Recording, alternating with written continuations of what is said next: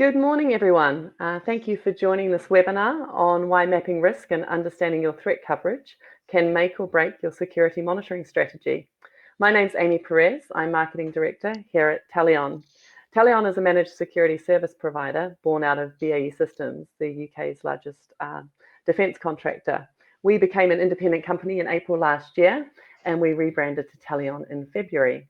We're very pleased to have our good friends at Cydia here today with us. We partner with Cydia to deliver cybersecurity consulting services. If you have any questions during the course of the presentation, please just type them into the chat and we'll endeavour to answer all of them at the end. So just to take you briefly through the agenda for today. Niall McElroy of Cydia is firstly going to share with us how to go about identifying your key risk scenarios and mapping those to security use cases. Mitch Mallard, a threat intelligence analyst here at Talion, will then take us through a case study involving EvilCorp, ransomware, and finally Matt Baker is going to share with us how threat coverage modelling can help you assess your monitoring coverage against specific threat groups and their techniques, tactics, and procedures. But just before we get into that, we wanted to run a quick poll. So I'm just going to launch that now. You should see it come up in the right-hand bar. We're asking, do you have a link between your risk scenarios and your security use cases? So yes, no, we haven't identified our risk scenarios, or I'm not sure. And we should see those answers start to populate live. So with that, I'll hand over to Niall and he can take you through risk scenarios and use cases. I think now you should be able to control the slides from here. Yeah, thank you very much. Right, if we move on. So yeah, I'm going to do a quick introduction to risk scenarios and the mapping onto use cases. So recently, working with the guys and ladies at Talion, we did some work for a large financial services organization in Central Europe. So as this kind of a financial services institution, very much in their what I'd call the targeted category, i.e. people are going after them. So the security manager at the time decided to push for a security operations center to be set up several years ago. We appeared this year to do a maturity assessment of the SOC, and what we found was that they had a mature SOC that had been set up several years ago and was operating very well. It was operated by experienced SOC analysts who'd had lots of experience in other organizations, including Target in America. And they had very good tools. They had an on-premise SIEM solution, and they were using Microsoft's latest cloud monitoring solutions as well. So from a assessment point of view, I think from a kind of what I call a bottom-up view, they were doing the right things. The analysts knew what they had to do. They understood the tools. But really, we went in to take more of a top-down view of how the SOC was operating from a business perspective in terms of the capabilities and were they looking at the right things, because we quite often find that isn't the case. And from this kind of top-down view of our assessment, it was clear that there was a significant disconnect between the SOC and the rest of the business, even including the rest of the cyber team, and hence the pretty diagram here to represent the SOC acting as a silo to the rest of the business, perfectly fulfilling its function, but with very little connection to the rest of the business, represented in this case by the barn. So what do we go back and tell the bank? Well, we went and told them that actually, as a business, they weren't telling the SOC what it needed to do to help defend the business against, what was the SOC supposed to be looking for. And conversely, the SOC wasn't providing any reports on what threats it was covering or what it was seeing, or whether it was dealing things efficiently or effectively. So those are the basis of our recommendations. But really, this leads us on to what we talk to a lot of clients about, is the chain of reporting and governance and assurance in a business. So we often use this diagram to talk to clients about cyber governance and assurance. So sort of from the top down, the board level, the board should be looking to manage and ensure appropriate investment in cybersecurity. And then at the sort of C-suite level, the management should be making sure that they are using an efficient use of resources to protect what matters. When I say protect what matters, a good way of ensuring that is doing a risk assessment and making sure that you're managing your risks appropriately. So the operational leads should really be providing some view of risk back up the chain in terms of providing assurances, as well as providing data on things like incidents, exceptions, risk exceptions, and progress against any security improvement programs, so that the C-suite can provide confidence to the board that they are maintaining a good risk posture and defending the business proportionately. So if we're talking about managing risk, a lot of businesses have risk registers, and you'll have seen them. Very much when you go to an operational level and you ask for how is risk managed, you quite often get back what we see here on the slide coming up in terms of an example risk register, and there's just 5 here, but there can quite often be 25, 50, 100 risks in the risk register. And to be honest, most of the time we come across risks that are very poorly written. They are a typical risk assessment in terms of looking at impact and likelihood, but when you start to dig into it and you actually read the description of the risks, it starts to fall apart when you try to do some detailed analysis. I've come across this many times. So let's go through this one. What I think is wrong with this one? Well, actually, a lot of risks are written as control failures. You see that quite often. So risks are written as something may fail. Yes, that is a business risk, but it's not a cyber risk that we want to analyze here. These are control failures. And there's 2 examples here, and they're both number 1 and number 3 are really the business worrying about control failures. We tend to see this quite a lot in organizations that are quite overly focused on control frameworks, and also in business that are quite highly regulated, where they have expectations of controls placed on them. The number 2 risk there is not really a risk, it's a thought. There is something in there, there's a nucleus of an idea about a risk, which is quite fair in terms of third parties, but hasn't really developed. That's just not a risk. It needs to be thought of a lot more, using some of the terms that we'll go into in a second. Number 4, this is another thing you see quite often, a risk written as what's basically just a consequence. Someone is worried about something. We, again, see this quite a lot in businesses that are regulatory driven, particularly in financial services and banking, where actually the cost of the fines can outweigh the costs of the actual breach. So the tail starts to wag the dog, and the business starts to worry more about the consequence of fines and regulatory action more than the actual attack itself. And number 5 is another one you see where it's just hugely focused on. There is a risk of APT, advanced persistent threat. We might be targeted by something we can't really defend, or a 0-day attack or something that's really advanced. How are we going to manage that kind of a panic? We have to have a risk in there, but it doesn't really achieve anything. So unfortunately, I'm going to give this risk register a C-. So how can we do better? Well, at Idea, we talk to customers about really taking more of a view of risk scenarios.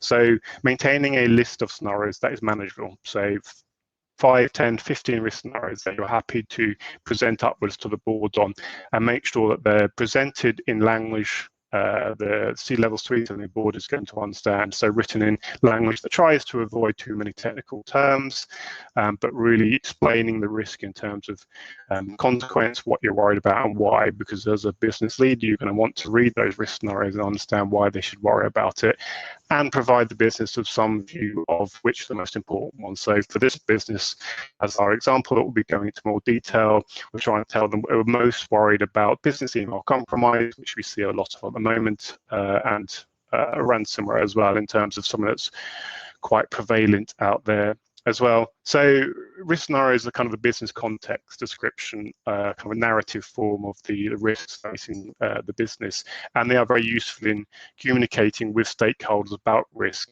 as they kind of bring to life a kind of real world story about what could happen. They're specific to business functions and their environment, so you can tailor these to your business to make sure they are relevant. So how do we break this down? So we've written these in nice narrative statements, but we wanted to make sure there is some structure underlying it. So we go a bit further into breaking down the risks to make sure that a scenario is built up using standard terminology. So for all risks, we want to make sure there is a source, which Mitch will be talking about shortly in terms of who and why, in terms of threat intelligence, making sure that there is a valid risk there in terms of someone who's actually going to carry out the attack. There's going to be an event, something's going to happen, and we need to worry about that in terms of defense and controls, and we'll cover that in a bit more detail as well in terms of later on in the presentation. And then consequences as well, which what the business will want to worry about in terms of what could actually happen as well in terms of scenarios. So if you've got those three things in the back of your head, a source, event, and a consequence, then we can build up those risk scenarios and make sure every scenario has those in place. So quite often, scenarios aren't as simple as just having a single source or consequence. So we often use what's called these bow tie diagrams to take the nucleus of a event and then look at all the possible sources of that in terms of how they might get in, and also look at the often more than one consequence in terms of what might happen, and make sure that we're not just focused on one consequence. So in this example, yes, the regulatory fines are a consequence, but there is also other things to worry about in the business in terms of damaged reputation and loss of suppliers. So these bow tie diagrams make sure that we consider the full range of sources and consequences as well. So still using the same nomenclature in terms of source, event, and consequence. So let's take this forward back into security monitoring and mapping down to use cases as well. So if we take that as an example, so source, as I've said, using threat intelligence, making sure that we understand who is targeting us and why, which we'll hear about shortly. From a consequence side, making sure that we have a criticality assessment. One of our taglines we always ask customers is, what are you defending? What's important to you? What are your crown jewels? Making sure that you understand what could be stolen or compromised or affected in terms of availability, and why would they go after that. Once we have those as an understanding on both sides, we can start to focus on the event itself and start to think, well, how could they do that in terms of carrying out the compromise? So we start to get more detailed, and we can map onto something called the MITRE ATT&CK framework, which provides a very good way of looking at the tactics and techniques that can be used by attackers. So if we do that, we start to create this chain, and this is what the point we're getting to in terms of making sure that at the top of the business you have risk scenarios that are relevant to the business, written in language, but making sure they use the format we described in terms of having a source, event, and a consequence. But then we can start to map down and very much make sure that for each of these we understand what are the relevant use cases. So how is this actually going to happen in terms of what things could an attacker do, and map these onto use cases in your security monitoring solutions. And as the little numbers on the side represent, also using the MITRE ATT&CK framework, which is very useful to help develop your use cases and work out what the most relevant ways in which they could do this, which we'll be talking about later. Matt will cover off in terms of threat coverage modeling, and then really mapping down to data sources as well, making sure that you've got the right data sources in place. So going back to the example we had at the start, that financial services institution, they kind of started from the bottom. They made sure that they had a few good data sources. They talked to the build teams, made sure they had logs coming in. They kind of worked their way up and used some of the standard SIEM use cases and some of the use cases provided by Microsoft to map onto those data sources, and were turning out some sort of monitoring. But no one had thought to actually say, well, is this actually managing the risk we need to worry about? So we recommended that this customer start from the top down and kind of meet in the middle and make sure that all the risk scenarios they had to worry about as a business are actually mapping onto appropriate use cases, and they had the right data sources in place, which we'll go into in a bit more detail. But with that, I will hand off to Mitch, who's going to talk more about threat intelligence and ransomware as an example, which we'll develop. Thanks very much, Niall. Hello, everyone. I'm going to go through a case study with you, specifically forming the bridge point between mapping the kind of like risk factors that we've just spoken about there, and then on to how it might play into something like a coverage model to making sure that you are covered appropriately for the threat that you are trying to defend against as a business. So, looking at the two halves of this particular use case, this is an example from last year, which we saw extensively across our client base. A few hit harder than others. But this is the 1-2 combo, which is becoming all too common among multiple threat actors, but particularly is becoming prevalent among the Russian ones. And we're going to be talking about Gracewire, which serves as the dropper and as the traditional, more Trojan piece of malware, and then the other half of the equation, Wasted Locker, which forms the ransomware part of the equation and feeds into the double extortion tactic, which is becoming so popular.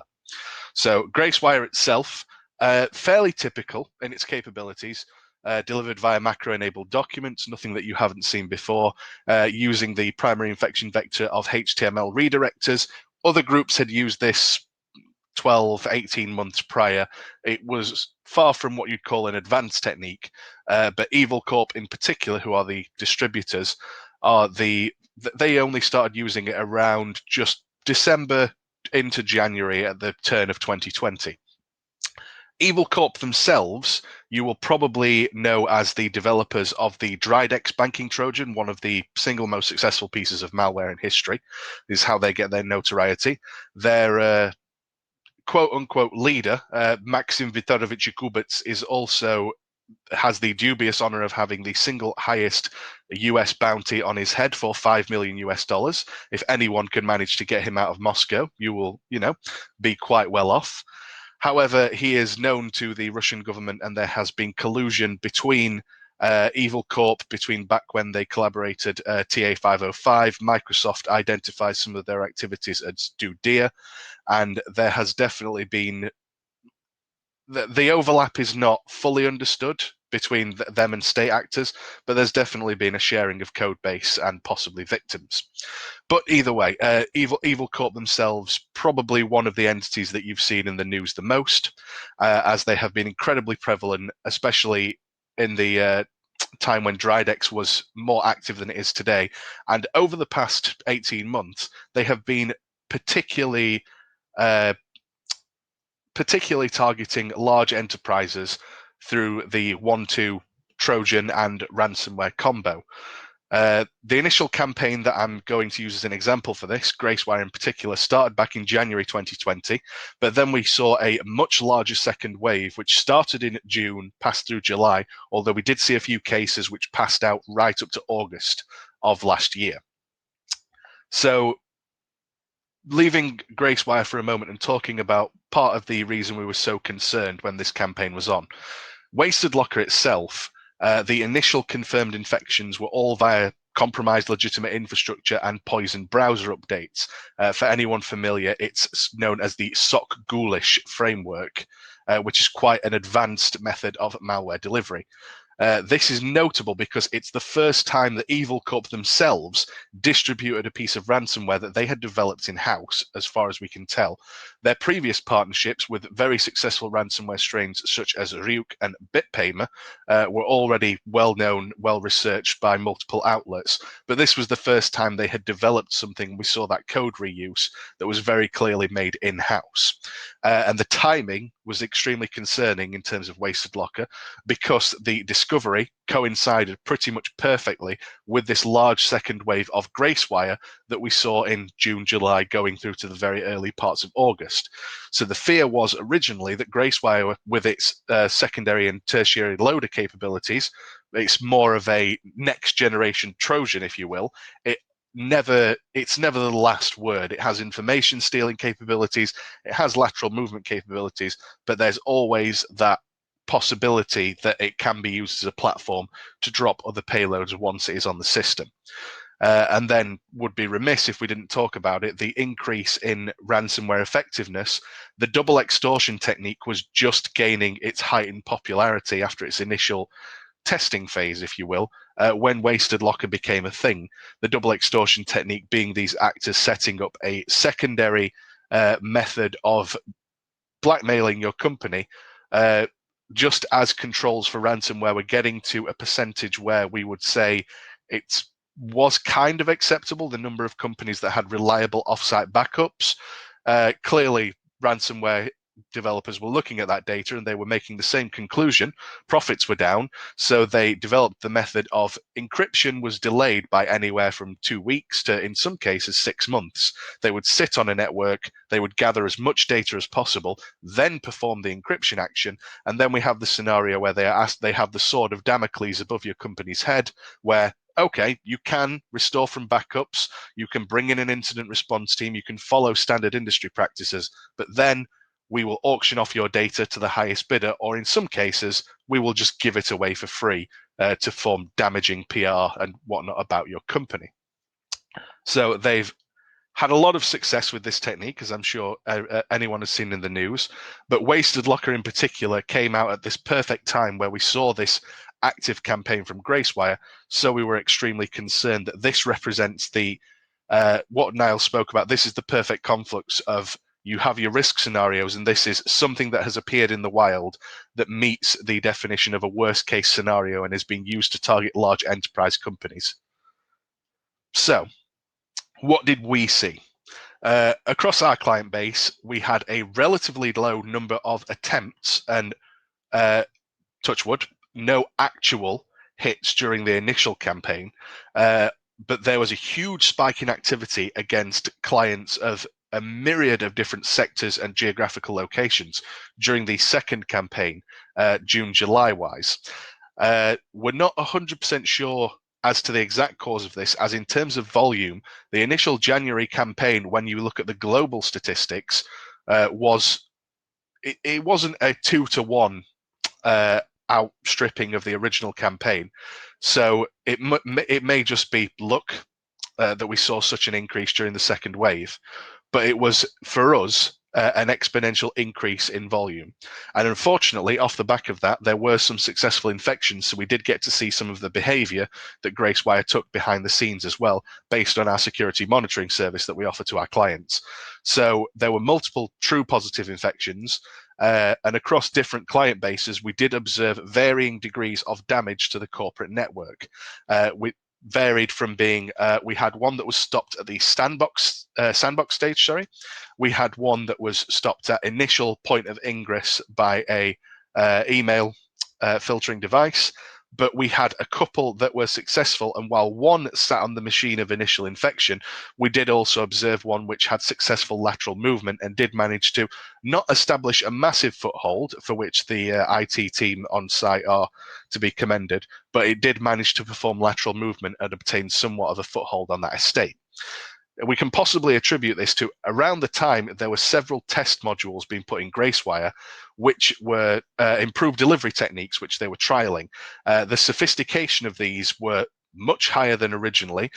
They were using Citrix file sharing templates, very commonly shared among enterprise environments. And also there was just some reCAPTCHA added to avoid standard security solutions such as most typical email scanners, as that required human input before you got to the stage of the form injection Word document, which would result in the V4 macro enabled Excel document, which was able to pull down the payload itself. So this brings us into the kind of the old classifications of malware. They're largely defunct at this point, distinguishing between a first stage Trojan, a secondary and tertiary loader, an info stealer.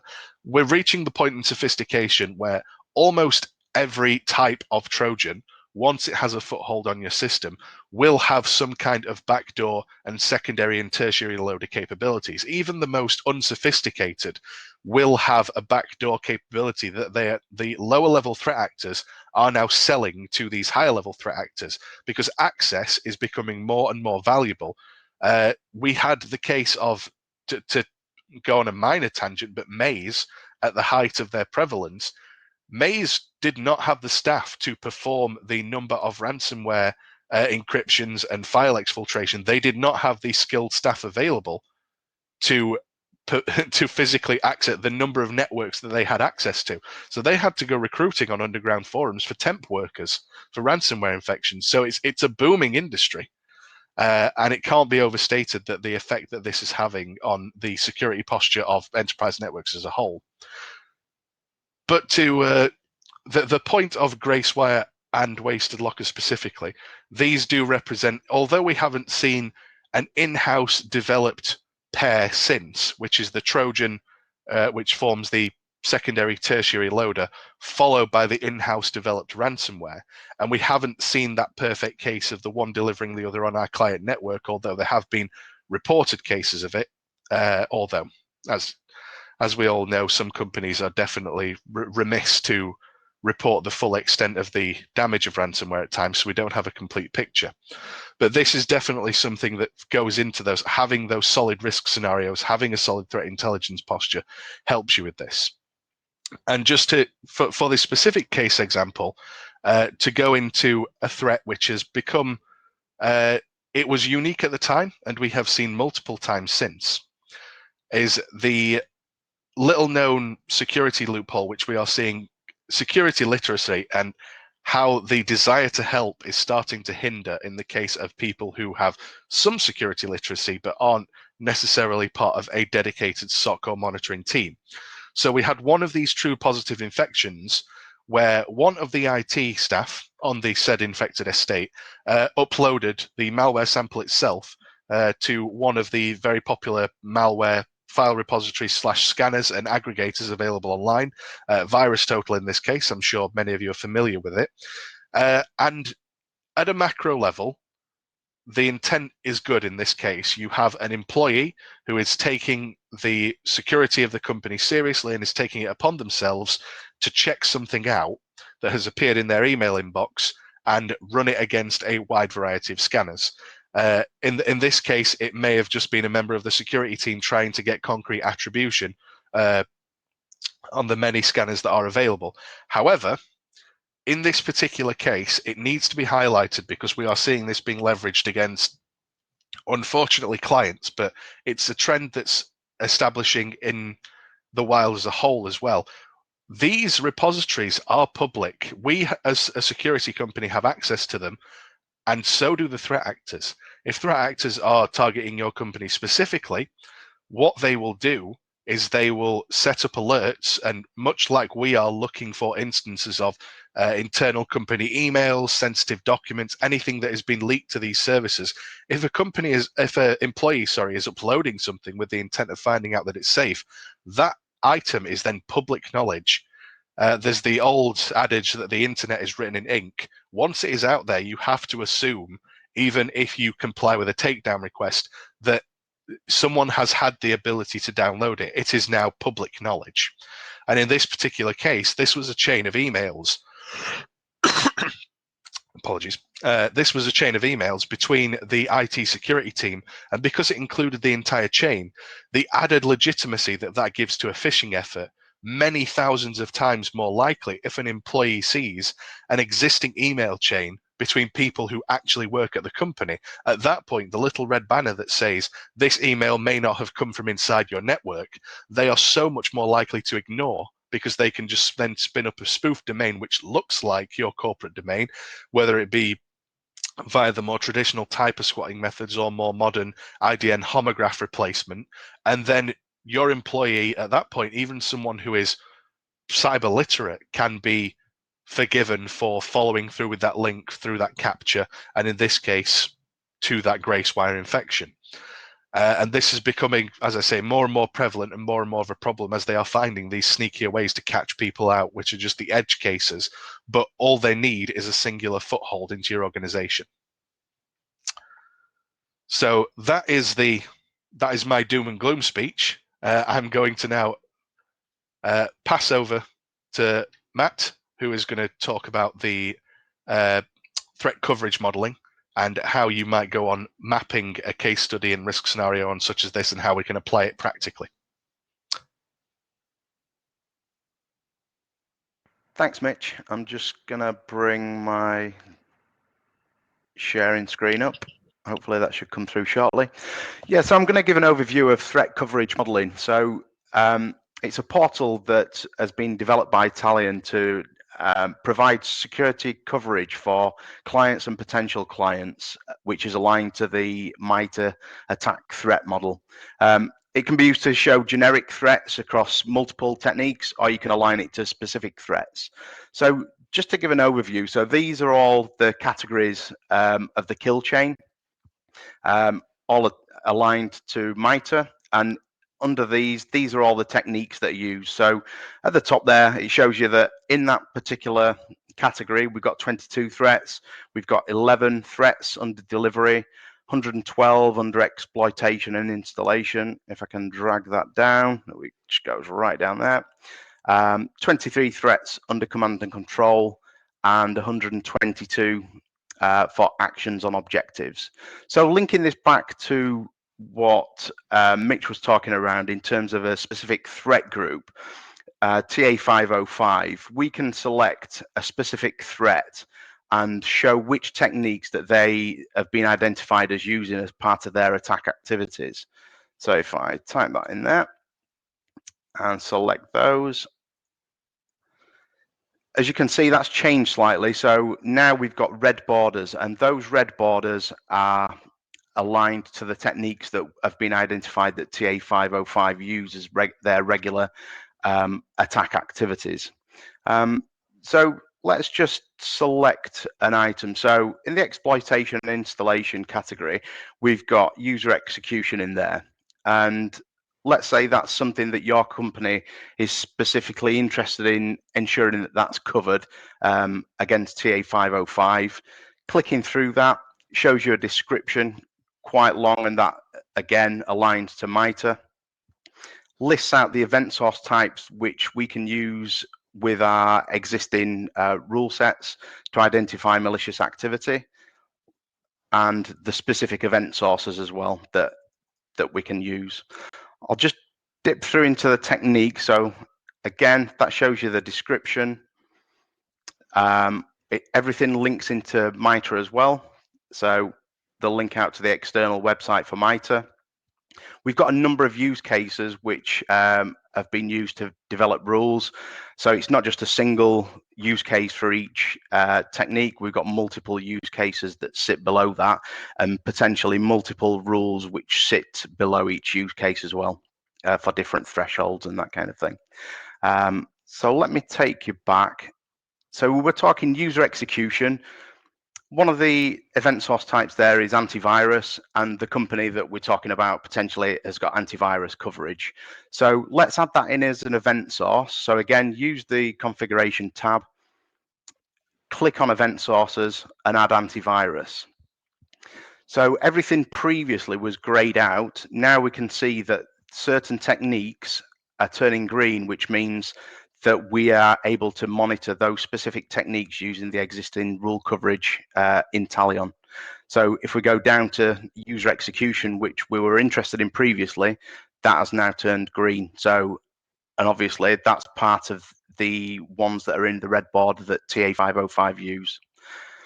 Again, let me do the same to kind of build this out, because you do this for multiple threats, potentially multiple event sources, and obviously within a company, you're going to have all sorts of event sources like Microsoft AD, DHCP, firewalls, all that kind of thing. So you'd kind of build it up from the ground up. Again, let's look at uncommonly used port. So event source types, we've got here NetFlow next generation firewall.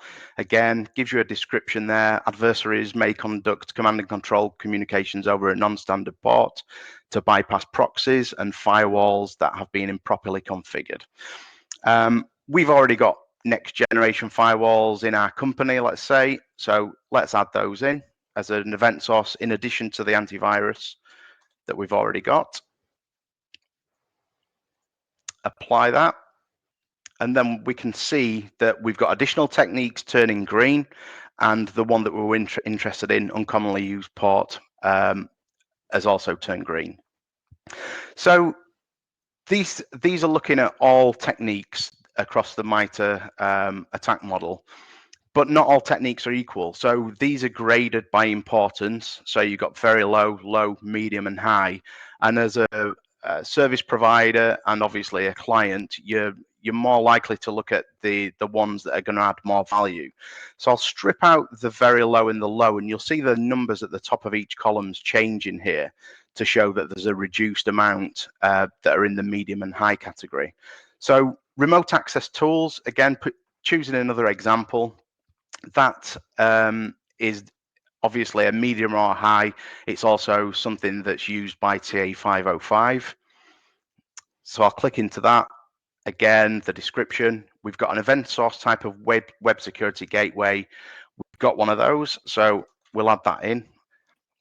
Or it may be a particularly technology that you're looking to get and looking to find out the value of, and so you can map it out before you make any commitment. And so that now goes green with a number of other items as well. So it shows you how you build up your coverage. You're never going to get full coverage of green against everything, and certainly within Talion we don't have all the techniques covered from end to end. There are certain techniques that we can't cover. There may be far too false positive V and not add enough value in terms of how long it'll take to get any real value out of those. So things like dynamic data exchange, we've got a description of that, but we've got no event sources, we've got no rule content, we've not got any use cases. It may be something that we'd look at into the future if additional capabilities come out or if priorities change, but that is something that is currently not covered.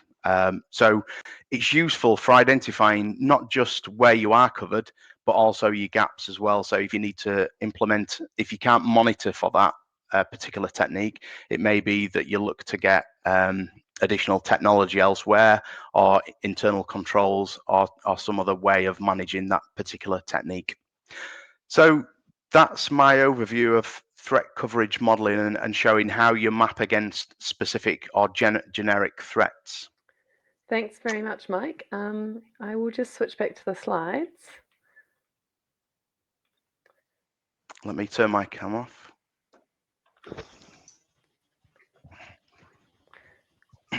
So I think we're ready for questions. If anybody's got any, you can type them into the chat. I hear one or two that came through in the private chat, one of which was during Niall's presentation, just asking how many risk scenarios should I look to be creating in kind of the first instance of doing this exercise. I don't know, Niall, if you've got a comment on that. Yes, yeah, I briefly touched and expanded. I think in terms of risk scenarios, compared to the risk register, certainly less is more. You're looking for something that's going to hopefully fit on into a briefing pack and brief upwards. So making sure that you focus on what's important. But I'd say for a typical organization, say 10, maybe 15, but I wouldn't go for many more. I think if there is much more than that, then you're probably looking for ways to amalgamate some of those into a single scenario. What you're really looking to do is look for those unique events that have a different approach to managing them. Quite often people present multiple different risks, but actually at the end of the day, the way you're especially going to treat the risk is the same. So what we're looking to do is group scenarios up so that they can be managed together in terms of a scenario, but also in terms of language that ties them all together as well. So I'd look for something that, as we showed earlier, could possibly be presented on a slide or two in terms of something that's going to grab people's attention and not sort of people phase out when they have an Excel spreadsheet presented to them with over, say, 100 risks, which I have seen people try to present up to a board level, and you can't even read it. What's the point in that? Yeah. Great, thank you. And just one other here, someone's asking here, how many threat actors do we track and how often do we update the threat coverage model? I don't know, Mitch, maybe if that's one you could take. Yes, so there's track and there's actively track. We have to talk about here the value of data versus the age of threat actors and code reuse. In terms of people we have in the database, there's over 200 threat actors. However, as per the MITRE framework, once they've been inactive for a certain amount of time, we don't class those as an active actor, but that number is changing all the time as people get spooled up as new threat actors and even just malware enterprises, companies, individual people kind of branch off. I think the number at the time of asking is about 137 active. But yeah, it's in that ballpark. But we do have the advantage of how long we have operated as a SOC from the BAE days and through to Sci4 Security, the rebranding as Talion now. We have a great legacy database of threat actors and techniques and attacks that have happened over the last near decade, and any code reuse, any technique reuse, we do often see that when the current threat landscape is quite robust, and when all the modern techniques, 0 days, and ways of leveraging your way onto a network is known, people will go back and people will consult the archive, so to speak, and they won't be afraid to use old threat vectors to try and get inside a network. So having that legacy of that exploitation archive, so to speak, is very useful for us, and we do occasionally get value out of that.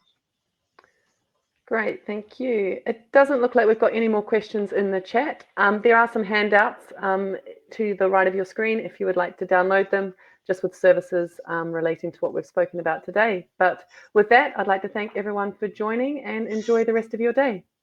Thank you. Thank you. Thank you very much. Yeah.